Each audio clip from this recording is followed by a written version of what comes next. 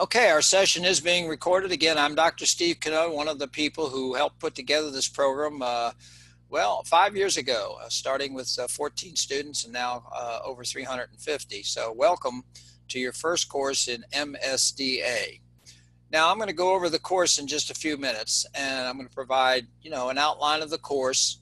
I'm also probably going to go off task a little bit and give you some philosophy about how to be successful.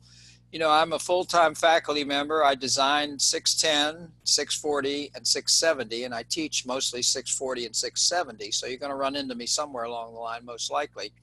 But I understand that this may be the first foray into analytics for some of you, maybe most of you. We sometimes have students who are interested in analytics because they hear all wondrous things about how many job openings and how much they pay. That's great. We have other people who may have already been working in the world of analytics, but would like to add a credential to their resume, which is also important. So there's reasons for both, but you'll do fine if you put in the two main prerequisites, and that is keep up and spend the requisite amount of time. We, again, in the open houses that I run with Dr. Gorcheva, the chair of the program, we always remind people that we expect, and it's going to take 15 to 20 hours per week to be successful. That means doing the readings, watching the videos, doing the assignments, participating in the discussion, etc. So I'll come back and chat a little bit more about that later, but let me go ahead and start with the slideshow that outlines the program. Okay, everybody should be, let me share my screen first. You're not going to see anything unless I share my screen, are you? Okay, I'm sharing my screen, so you should all see Data 610 course overview on there now. And I'm going to run through, as I said, and talk a little bit about this course. Again, this is the first course, so we try to provide a gentle introduction into the world of analytics. We try to give you some background as to why it's important, and certainly some of the particulars, and you will have to grow each course as you go along. And you'll see how that works as you get into it. Okay, here's my agenda. I'm a very structured person. I'm a retired Air Force officer and been teaching for a long time. And so I like to have a little structure that keeps me on track as much as it does anything else. So a little bit about introductions. Again, a little bit about my background. I have an undergraduate in math, a master's in business, and a doctorate in operations research. So for me, the world of math combined with the world of business is a very comfortable niche. It's my favorite thing to do. I really enjoy this analytics stuff. And what's really interesting about it is the fact that stuff grows and changes every day. So it's not a subject where once you have it, nothing's going to change. It's not like history or something. We have new things occurring every day, which helps keep the program dynamic. It also helps be a challenge to keep up with it. So that's the introduction for me, but you'll see we're going to outline the seminar, talk a little bit about grading, some miscellaneous office hours, and then a brief discussion of your first week's assignment.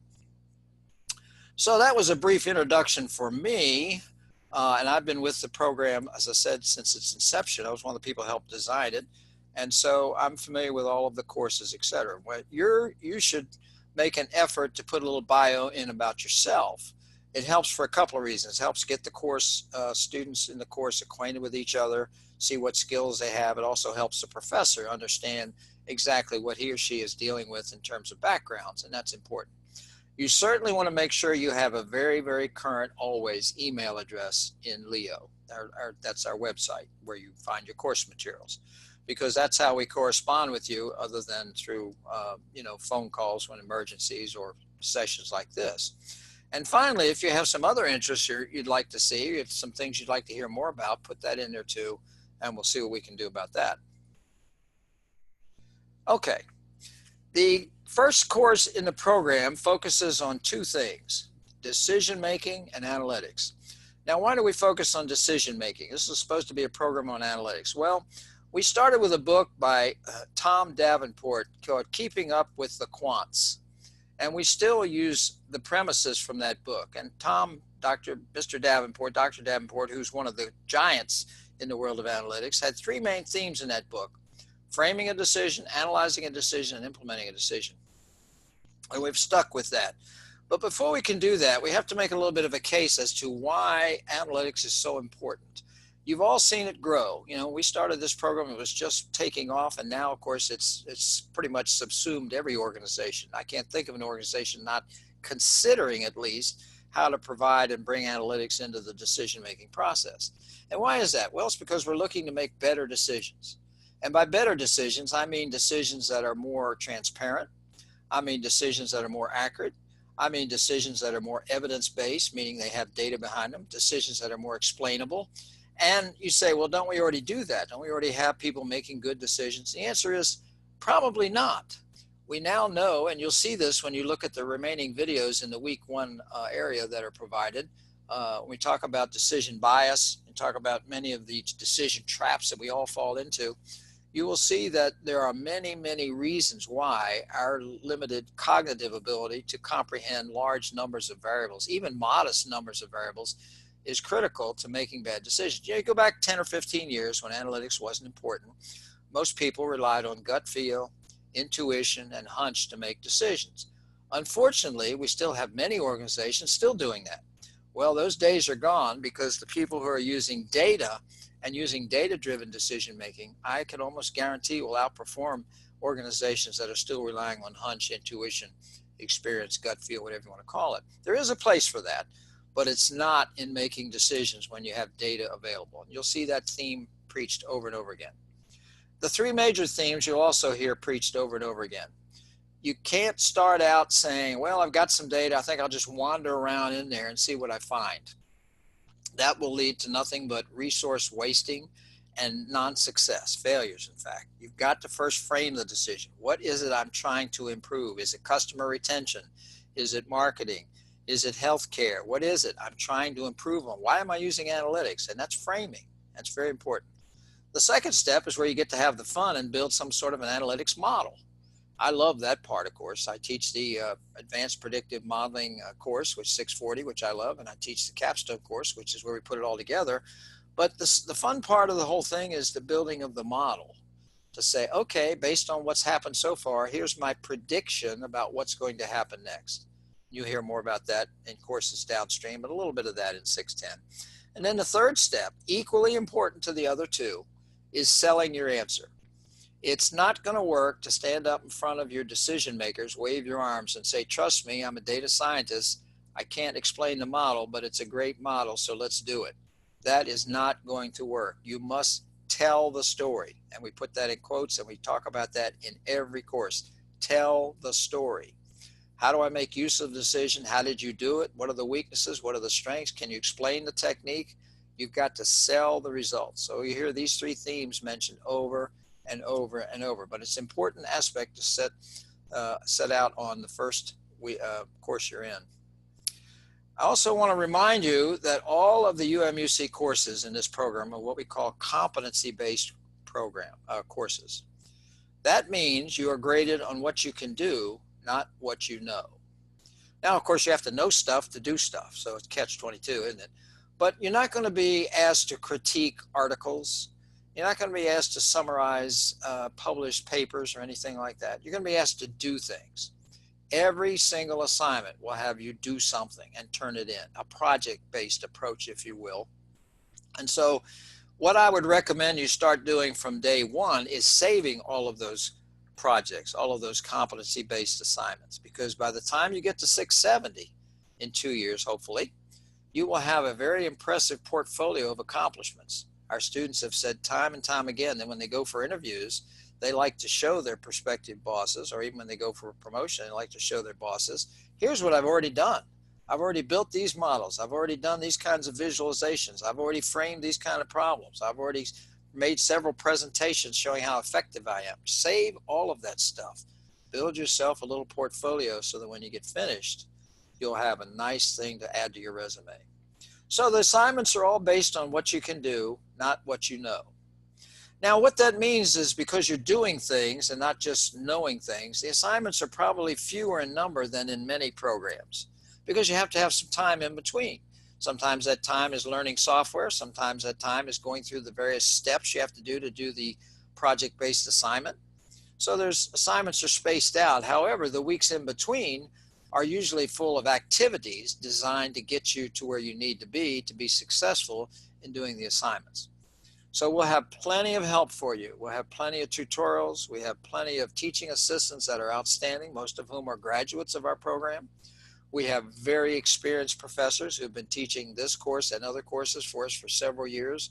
You will have all of the help you need. Trust me. I've been through this many, many times. Again, the one thing you have to commit to is putting in the time and effort. You don't have to be a wizard statistician. You know, the good news is that the software today does the calculations behind the scenes. Now, I'm old enough to have done these calculations either by hand or on an adding machine or on a small calculator. And mostly we were doing trivial problems just to show that you could use the technique, but no one used it in the real world. Now, we've got programs that do the software, do the calculations in a heartbeat, whether it's SAS, whether it's IBM, whether it's Python, whether it's R, they all do the calculations for you. What you have to know is what did you do? You have to know the what and you have to know the so what, as I call it. So the weeks between assignments are not weeks off. They're weeks for you to engage fully in the activities. And often there's discussion items almost every week. Discussion items we find very useful because it lets everyone see where their organization's at. We might be asking, well, what does your organization do for analytics? We'd like to know that because that helps us keep up with what's going on in the real world. So those weeks between assignments are where you'll be learning software, you'll be doing discussions and interactions, but there'll be something to do each week, but not a graded assignment necessarily. You'll have plenty, as I said, plenty of help from your instructors. They are all excellent, excellent instructors. And they have teaching assistants, and the teaching assistants will help you with the software. They don't do any of the grading of assignments, but they do answer questions about software or technical questions. And so you want to use both of them, both the faculty member and the teaching assistant wisely. I mean, they're being paid to do this and they're experts, so why not? They love to have questions. They're not reluctant to answer the questions. And in fact, we try to answer every question within 24 hours. Usually that's possible. So make sure you know the email addresses for both. They should be in your classroom. And so you need to make sure you can get hold of them when necessary, because there'll be a few hiccups, I can guarantee, in the program. There always are, but they'll sort those out. Now, let's get to the big news. The big news is that we have 2 hands-on software packages used in this first course. The first one is called Decisions First. I would be shocked if anyone out there had ever used this software before. Decisions First is a small company. The one product they have is called Decisions First, and what it does is frame the decision to be made. And you'll understand what that means after you've looked at the tutorial on it, and I'm going to have a Decisions First walkthrough on Friday, also recorded for anyone who can't make it. You'll get into that. But basically, Decisions First is an excellent program for doing one thing, and that is framing a problem. Now you say, how hard is that? Well, believe me, there are a lot of pieces to that. You've got to say who's doing all of the work. You got to say who's doing all of the providing the information. Where am I getting the information, et cetera, et cetera, et cetera. So I'm not sure why I have that little extra panel on the side, but we can ignore that. Still see it with the frames. So framing is really more complex than you might think, and that'll be explained when you start looking at the Decisions First software. This is a cloud-based package from the vendor. You should have a password and access provided to you by your faculty member. So it's up to him or her to provide you with access. You don't sign yourself up or anything like that. We've taken care of that. I love Decisions First. I found it. I'm now a friend of the owner, just in the sense that we use his software. And it's, you know, I've always looked for a package that would help frame the decision, because remember, that's the first step, according to Davenport. Frame the problem and frame it thoroughly. And so you're going to see how well this does. It does not build analytical models. It frames the problem. So when you get done with Decisions First, you have a complete outline of exactly what it is you think you're going to do. The second software package we use in this course is called Cognos Analytics. Cognos Analytics from IBM. Now let me mention right away that this will be our first semester using Cognos Analytics. What we've been using in the past was something called Watson Analytics, also from IBM. IBM decided to take Watson Analytics and roll it into a larger program called Cognos Analytics, which is more capable. So it's not like we're starting from scratch with an all new program for your faculty to learn or anything. They understand the pieces that are in there, but it's now called Cognos Analytics, and it's part of an even larger program called Watson Studio. So yes, that's confusing. It's confusing to me on occasion. But Cognos Analytics, excuse me, is the piece of Watson Studio that you will be using in this course. And you'll be using it from week 4 through week 12, okay?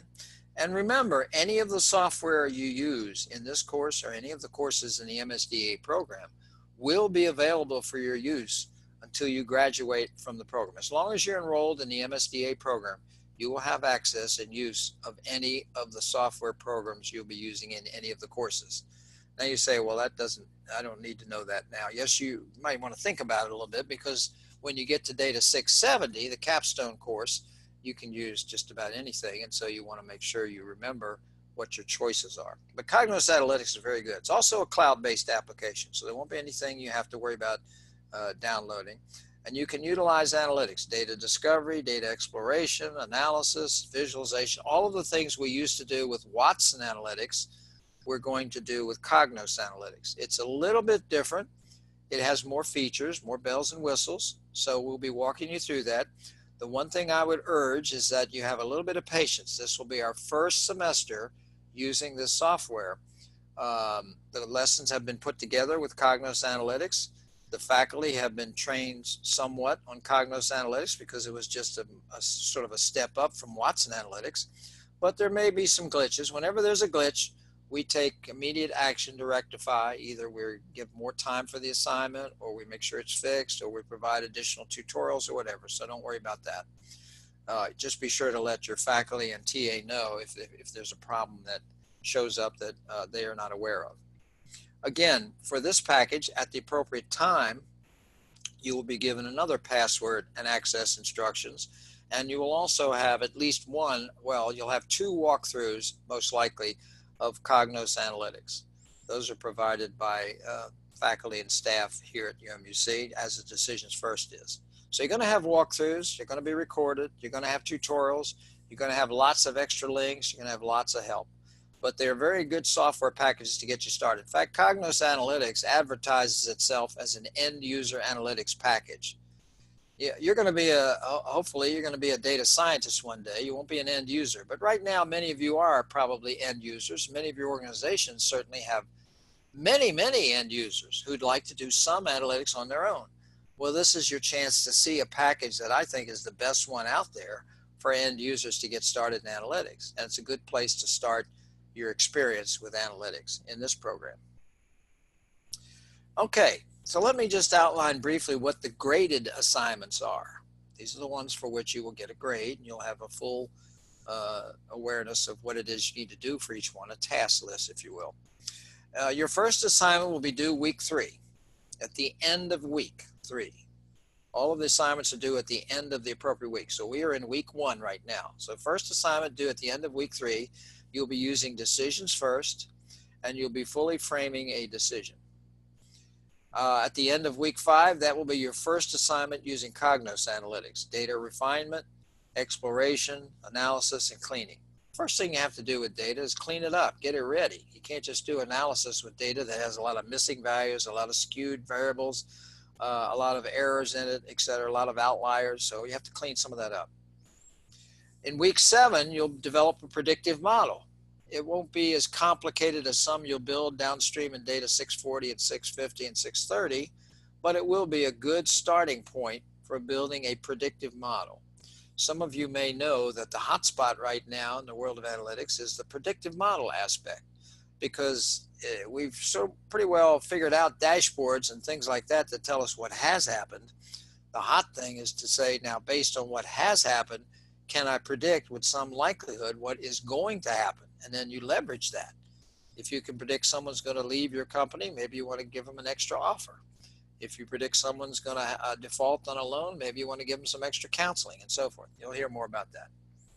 At the end of week 9, you'll be developing a dashboard, a visualization aspect using Cognos Analytics, which is also very important. People learn a lot, get a lot of insights from very clever and very insightful visualizations. So it's a very important thing. And this will get you started on visualizations, and you'll get more of that in Data 620. So once you've gone through assignments 2, 3, and 4, the last assignment using Cognos Analytics, bullet point number 5, due week 12, will be a team project. Yes, we do think it's important that you learn to work in virtual teams because that's becoming the norm. Many organizations are saying, why don't I just let everybody stay at home, given that we have nice software that lets them see each other and talk to each other, such as we're using here, is a package called Zoom. They can work as virtual teams and live where they want, save expense, save wear and tear on driving, save wear and tear on costing for office space, etc. And we think it's important that you learn to operate in a virtual team world. So you'll be put into a team of 3 or 4, and you'll be doing that last assignment, which will be kind of soup to nuts, a larger data set, and you'll go back and do all the things you did in the Cognos Analytics. In other words, you'll do data exploration, refinement, analysis, you'll build a predictive model, you'll assemble a dashboard as a team. That's the only team assignment in this course. So we don't give you 10 team assignments, but we do think it's important to have one. And then final graded area is something called discussion contributions. There's a very small part of the course, I think it's 5%, which is a grade based on your contributions throughout the semester, both quantity and quality. As I mentioned earlier, the discussions are an important way for us to understand what's going on in your organization. So there may be a discussion item like, what does your organization do for analytics? How does your organization use visualizations? And so the thoroughness that you can present your case and help us understand what's going on, the better it is. It also helps all the other students. They say, oh, my organization hadn't thought of that yet. Or, gee, my organization's way ahead on that aspect. Or, gee, my organization's way behind on that aspect. Maybe I can leverage what you're doing.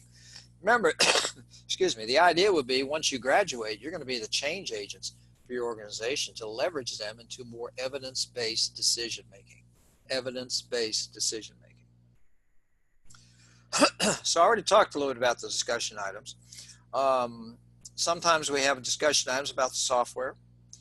So there's also places in the discussion board where you can put any tips you come across. Remember, this is new software for us to be using. So if you come across a really insightful tip, put it out there for everybody to share.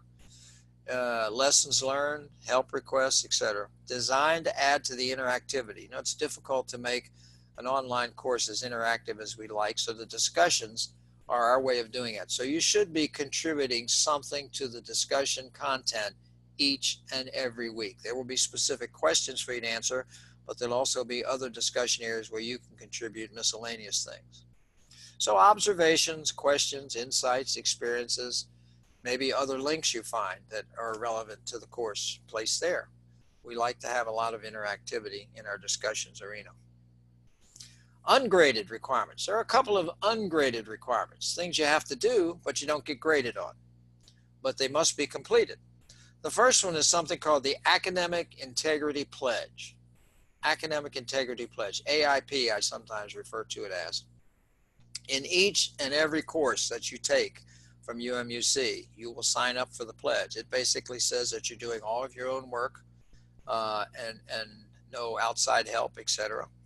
What you need to do is copy the pledge. It's only about a paragraph. It should be in your classroom now, and submit that as an assignment in the appropriate assignment area. It is an assignment. Okay, it's an ungraded assignment, but it's an assignment, and you will not get grades on any of your graded assignments until you do so. So please do that. It's a very short, little, easy thing to do. It takes maybe 15 seconds. Copy and paste it into a document, submit the document at the appropriate assignment area, and be done with that. The second ungraded requirement is a little exercise in Cognos Analytics that you'll have to complete during week 4. Remember, don't worry about Cognos Analytics till we get to week 4. You're going to be focused on decisions first for the first 3 weeks. When we get to week 4, we have designed, one of our faculty assistants has designed a little Cognos Analytics practice problem for you to do, because if you can do the practice problem, we feel comfortable that you're ready to go on doing the graded assignments. So she designed a nice, excellent practice problem for you to go through that will walk you through all of the pieces. And of course, you'll want to do that after you've seen the detailed walkthrough that she will provide during week 4. And of course, you'll need to do that. It's a very small percentage of the course grade. I think I say ungraded, but I think it is a very small percentage now. We decided to make sure that everyone did that. In addition, you will have, of course, required readings each week. Remember, 2 years ago, we went to a no textbooks curriculum. That means we're not asking you to pony up anywhere from $100 to $200 each semester for textbooks. We have managed to find readings that are every bit as good and videos that are every bit as good, complementary, supplementary stuff, and piece that all together in a coherent way so that a textbook is not required. It's something called open educational resources. They'll be available in the weekly lesson guides. And by the way, there'll be a weekly lesson guide for each week. In addition, your faculty will often provide you with additional web-based articles and links. Usually those are optional, but almost always they're well worth taking some time and reading or viewing. You know, this stuff is moving at such a quick pace that if you just say, I'm just going to do the minimum and get through this course, you can probably succeed that way. But if you're going to go out and be successful as a data scientist, as a data analyst, you need to absorb as much as you can. And I know we're fighting for your time because I know most of you have full-time jobs, families, and other obligations. However, it is important to take advantage of these ancillary readings and videos. They're great, and they help fortify what we're trying to get across in the classroom, and they will expand your knowledge. So find that extra time, if at all possible, when a link shows up, and make sure you take a look at it and try to digest it, because it's going to help you. The people who will be the most successful after they complete the program will be those who have the most widely understood background of all of this stuff. And it's not easy stuff to absorb in every case. Now, in addition to that, the links that are available in the weekly lesson guides may, of course, crash on occasion. We will always find replacements, updated links, just let people know. And we usually post those in the announcement section. And the announcement section has a lot of things. For example, I just posted an announcement in my 2 courses about an upcoming recruiting session that they're having for jobs at the University of Maryland University College. This one is an in-person recruiting session, but we just finished one. Some of you may have seen the May 17th one because you could have gotten into the classroom early. There was a May 17th recruiting session. So we have recruiting sessions. We have other things coming along, conferences, etc. You should check that announcement section often. Every day would be ideal. Again, I know I'm fighting for your time because you've got a million things to check every day, but take a quick look at the announcement section, for your course, and see if there's something exciting and new there. It may be an announcement changing a due date. It may be an announcement updating a reading. It may be an announcement of a new article. You've got to check that frequently. It's a very valuable aspect. Okay, so exactly how do we grade these things? Well, for each assignment, there'll be a detailed list of tasks to be accomplished and the scores and the weights on each of those tasks. So you will see the rubric and you will see the task list. Now, if you complete all those tasks, does that mean you get an A? Not necessarily. It's how well you complete the tasks. Certainly you have to address competently and completely every task to even hope to pass the course.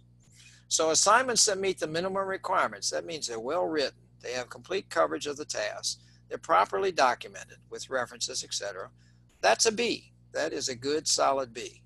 That is the norm. That is the norm, okay? To increase your grades, how do you increase it? Some of you say, well, I want an A in every course. Well, that's going to take more work, isn't it? It's going to take extra effort. It's going to take showing evidence of additional critical thinking above and beyond what the task requires. Now, what's critical thinking? Well, it depends on the assignment. Sometimes it's adding breadth or depth. Sometimes it's adding alternate viewpoints. In the case of my 640 course where they build models, if I ask for 3 models, they want to get additional credit, they build 13, 23, 33, okay? Sometimes that's the way it works. But with value, not just more models, not just more paper, not just more words, you have to show value, show insights, provide substance, in other words. That's what we call evidence of critical thinking.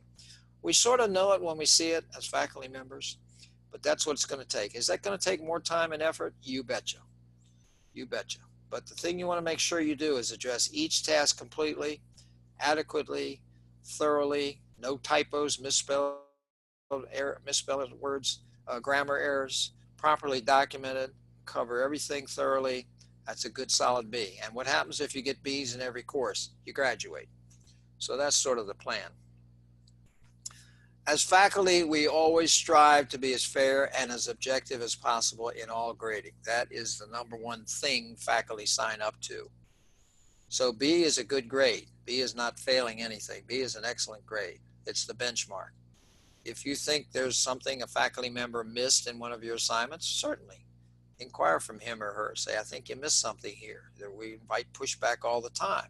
You just have to explain your case and we'll take another look at it.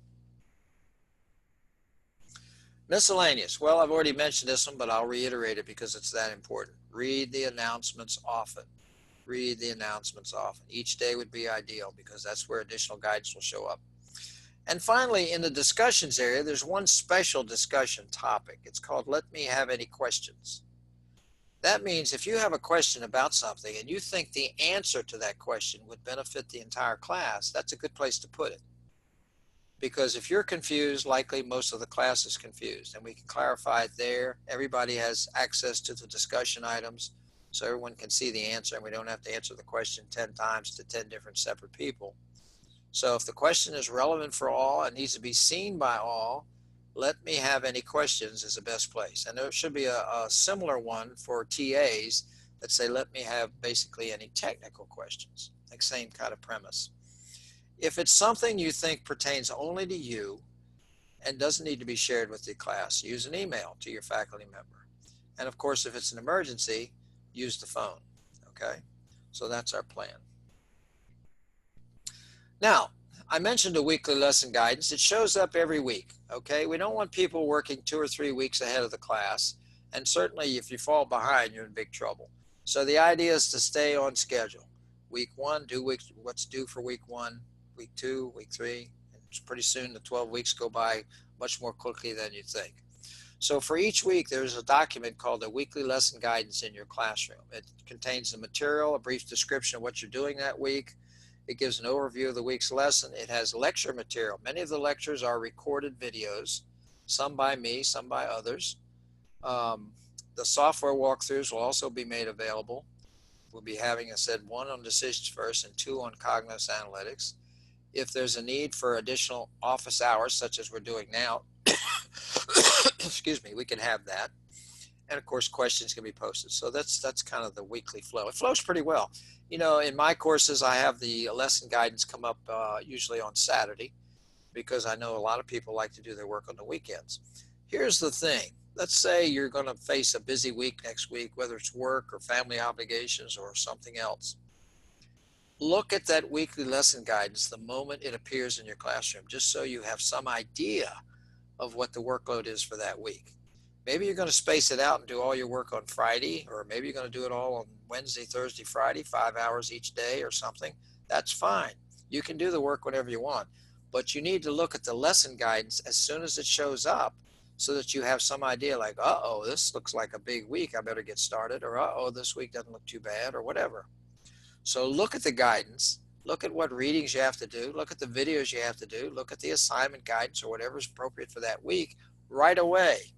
Then plan your week. So as I said, I have the lesson guidance for my courses show up on Saturday morning, sometimes Sunday morning in your faculty, but your faculty will do that. So that's under what you need to do. View the lesson materials early as possible and then put the time in. Put the time in and the effort. Okay. Getting near the end here, and then I'll pause for questions. You're going to be starting, this is week 1. So what are you going to do this week? Well, you're going to look at the lesson guidance, aren't you? And you're going to complete the required readings. You're going to wait. Hopefully soon you will have your account information to log into Decisions First. Again, don't log yourself in or don't sign yourself up at the website. They have a trial version, but we don't want to do that. We've already taken care of that. And then you can start looking ahead. Remember, Decisions First is the first software package you're going to have to use. So you can start looking ahead. There's some tutorials. There's all kinds of documents out there at that link showing here, http://support.decisionsfirst.com. They just fortunately centralized all of their important supplementary material to that website. So make sure you're jotting that down. And by the way, these slides will be available. I'll send copies to your faculty members if they don't already have them, and they'll make them available in the classroom. And then after you get done sort of getting acquainted and logged in with Decisions First, you're going to be, before you know it, it'll be week 2. And for week 2, you're going to use the software. Remember, you have an assignment due at the end of week 3. So you've got plenty of time, but you're learning new software. It's not complicated software. And again, I'll be doing a walkthrough this Friday, which will be recorded and available to you. No need to attend live unless you wish. Like to have you there if you're available. But using the tutorials and videos, you need to get familiar with that and start on your first assignment. Now, too many people want to jump right in and do their first assignment, their first time they even use the software. That's not our best approach. The best approach is to experiment with it. Learn the software, try the software, look at some of the bells and whistles, some of the extra features, and see how much of it you understand. With any new software, there's always a bit of a fog factor early, but it clears up pretty quick with Decisions First. We've used it now for about 5 years. We sort of know where all the hiccups are, and you'll see I'll explain any hard spots during the walkthrough. You won't have a problem with that. Okay, so that completes my portion of the process. At this point, I will pause and see if there are questions. If you want to, you can unmute yourself and ask, or you can post them in the text area. You know, what we try to do with this first live session, and remember, all the sessions are always recorded, and we have very few live sessions because that wouldn't be fair to people who are in different time zones and so forth. We have people all over the world, not many, but we have some. I've had students in California, Texas. Currently, I do have 2 in Texas. I've even had students overseas in the war zone, military people. But anyway, I'm trying to make sure that what we expect from you in this course is as clear as possible, and what you think you need to do is as clear as possible to you. So if we have administrative problems, we need administrative areas where I need to clarify. Those need to be done if we can now. I see the first question: will Decisions First software be applicable to embedded systems and for scientific data acquisition? Well, I'm not sure I understand that question. What Decisions First can be used for and has been used for is to frame decisions of any type.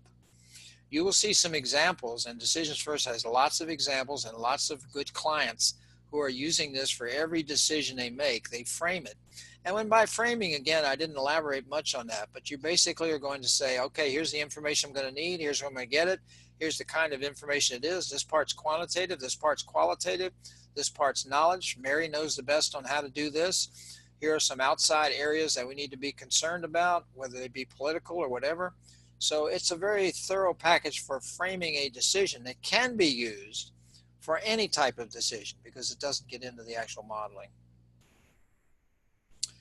Support.decisions first is down, getting 503. We'll have to check on that. I thought I went there and checked it right before I came to this presentation, but we'll check. Maybe the link is maybe it's just down now. It was up a little while ago, or else I've got the wrong link. But your faculty will be able to provide you, John. That's a great question. We certainly don't want to have we certainly don't want to have problems accessing the material. Here's a question. I thought I heard you mention there will be a walkthrough for Decisions First. Is that on Friday? And will the recorded session be posted to the announcements? Yes. The session will be on Friday. I believe it's at, I'm doing it, so I think it's at 8 or 8:30. I don't know. You'll see an announcement from your faculty and a link. And yes, it will be recorded. And yes, it will be posted immediately after I have the link to the recorded session, as like I do for this one, in your classroom. So you'll be able to view it. Sure. Other questions? Again, this is a fun stuff. Let's not make it sound like you're going to, going to get a root canal or something. This is fun stuff. Many of you, I think, are dabbling in the world of analytics. In other words, you've been doing something and you've decided, gee, it looks like those analytics people are making a lot of money. 2.5 million jobs opened last time I saw a number. CNN had something on the other night, said something like that, and also said the starting salary was about $95,000. That's very attractive. There's a reason for that.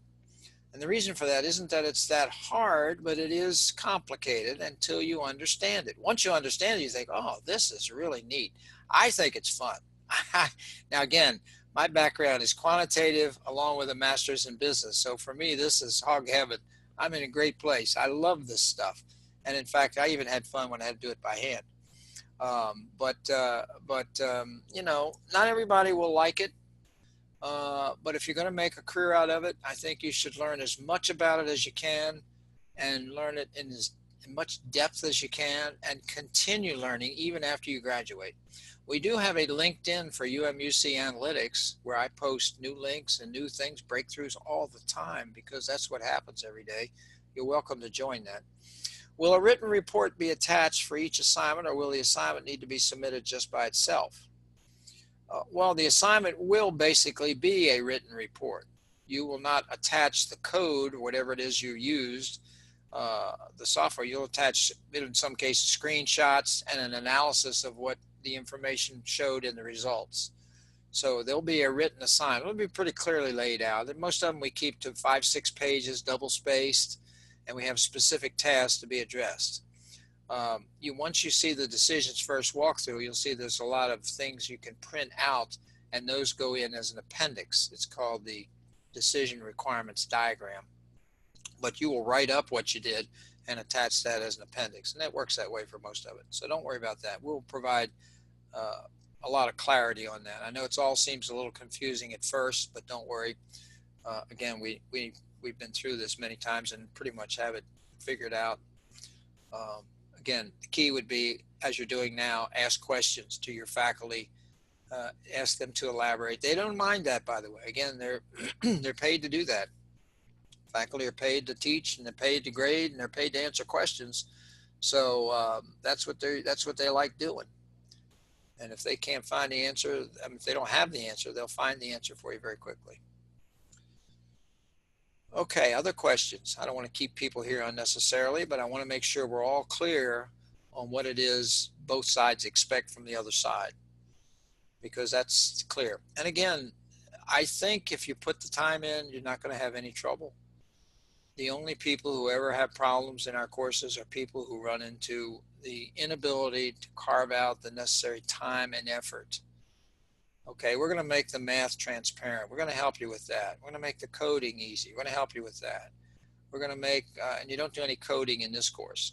We're going to make the software easy to understand by doing walkthroughs and tips and tutorials and whatever we have to do. But you will still have to do the work to put that technique or tool into action and generating some sort of a project and then being able to explain it. We don't do a lot of live presentations. We don't do any live presentations in 610, but you'll have plenty of opportunities downstream to do live presentations because, as I said, a big part of it is selling the solution. Is Decisions First software part of the unified modeling language? I really don't know the answer to that. It is part of the DMN, Decision Modeling Notation, which is an accepted way of denoting modeling decision aspects. That has become the standard called DMN. And you can go to Mr. Taylor, put James Taylor, who is the owner and proprietor. He has a newsletter that we'll link you to as one of the links in the classroom, and he has a lot of background material on that, but I'm not familiar with the term unified modeling language. So I can't answer that question. Good question. Ask your faculty member, maybe he or she will know. I do know it's a good little package and it works well. And I'll be walking you through that. Now, Mr. Taylor has his own tutorial there. Once you get the correct link, I hope that's the right link that I had on the slide.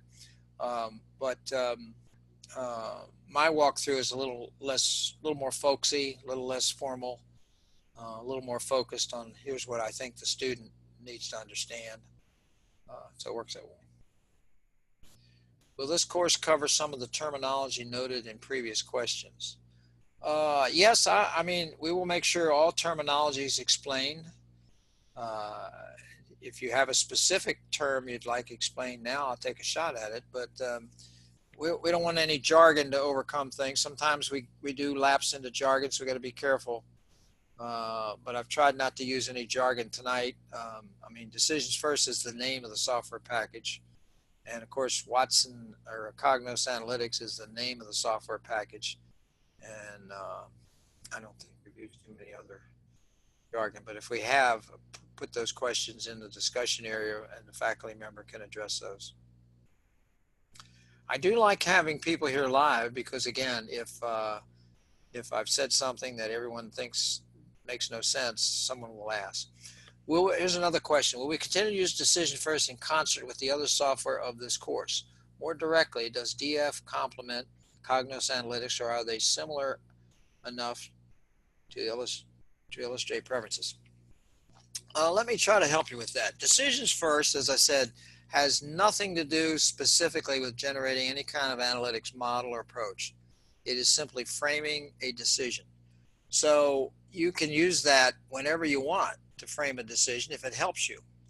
Again, we only focus on a graded assignment one time in the first course, but I have students in Data 670, the capstone course, where they have to undertake a major project, okay, from soup to nuts, define it, find the data, clean the data, et cetera, et cetera, et cetera, build predictive models, build insightful visualizations, summarize it, tell me what the results are, et cetera. The whole thing on a very large data sets or a data set from their own company. And many of them do use Decisions First to make sure they've structured what they're doing well. And I find it useful, but we don't require that. So you can use Decisions First whenever you'd like, but it will be up to you to decide when will it be of benefit to you. Some people use it once and never again. Some people use it repeatedly throughout the program. I see Google Tools are available for use. Is it required for assignments, or can Microsoft Word, Excel be used as well? Certainly when you submit your assignment, we expect it to be as either a PDF or a doc file. So I think most people use Microsoft Word and Excel. I don't understand how else you would do it. I mean, if you did it in Google Docs, you'd still be able to save it in the appropriate format and submit it. Okay. So I don't think that'll be a problem. What type of data analytics did you work in? Okay, well, my background, again, because I'm a lot older than all of you, my background goes back to the days when there weren't too many data analytics. However, I did have my experience in the Air Force. My doctorate is in management science, which is a version of analytics before it was called analytics. It's more with modeling, linear programming, queuing theory, inventory models, etc. Those were around. And I was in the Air Force for 20 years, and I was in the modeling business in the Air Force for about 7 years of that. And then I taught decision modeling at the National Defense University for about 18 years after I retired from the Air Force. So I would say my background is always in teaching, and or I did some things in the Pentagon, built some very large models, analytics models and management science models for the Air Force to help manage the budget. I have a limited amount of work that I've done in private industry. I've done some consulting work and I've done some presentations. I still do presentations. I'll be presenting at the Big Data Analytics Conference in June and so forth. Are you still currently working with private companies, and what are your views on how the industry progressed? Well, as I said, I'm dazzled by, again, if you were there at day one and have seen what we now have, you can't help but be just absolutely stunned by what's happened in the last 8 to 10 years. We now have software that can handle hundreds of millions of records and build complicated models. And again, you're going to run into some of this when you get into 640, when we talk about deep learning, neural networks, very complex models, ensemble models, but don't worry about that now. But I am dazzled by the progress. And of course, the progress, I think, is continuing to be what I would call exponential, not linear. In other words, it's not like we're 1, 2, 3, it's 1, 2, 4, 8, 16. And new things occur every day. I spend most of my day just dazzled by breakthroughs and things like that. So for me, we're on the upswing in the world of analytics, and we're just starting to touch on the really key. The big organizations pretty much have some analytics going on because they have the staffs. what's happening now is the SMEs, the small and medium-sized enterprises, we call them, are starting to say, hey, me too, I need analytics, but I can't afford these high-priced data scientists.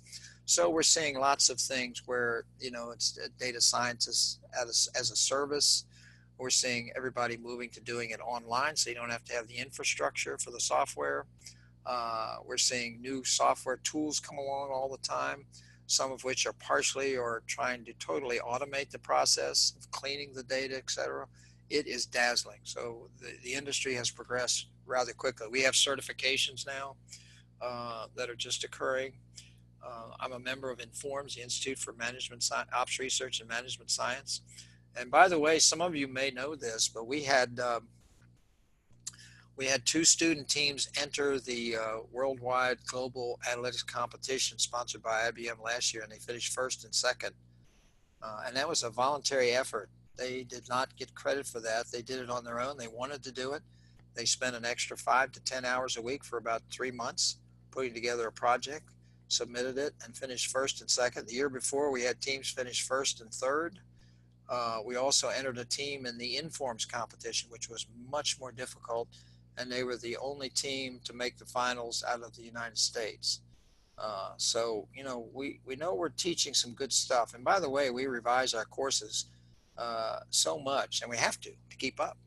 Stuff's happening. So this is a very dynamic field, which is why I always encourage people. I know you're not thinking that now, but I want you to be thinking that even after you graduate, you better stay connected somehow.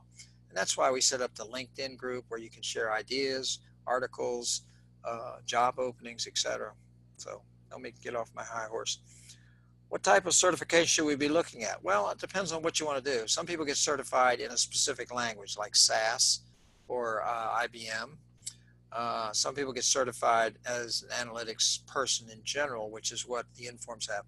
When you get to I believe it's week 2 in the 610 course, we'll be talking about some ways to measure analytics maturity. And each of these organizations, TDWI, which stands for the Data Warehouse Institute, IBM, et cetera, they each have their own sort of certification. It really depends on what you think would do you the most good. But, there's many certifications out there. Of course, there's others where you can be Microsoft certified and maybe certified in Amazon Web Services and things like that. But again, I wouldn't worry about that yet. I would worry about just getting comfortable with the world of analytics because it's so rich and so exciting and so much fun, in my opinion, that it's just got lots of opportunities to steer whatever way you want.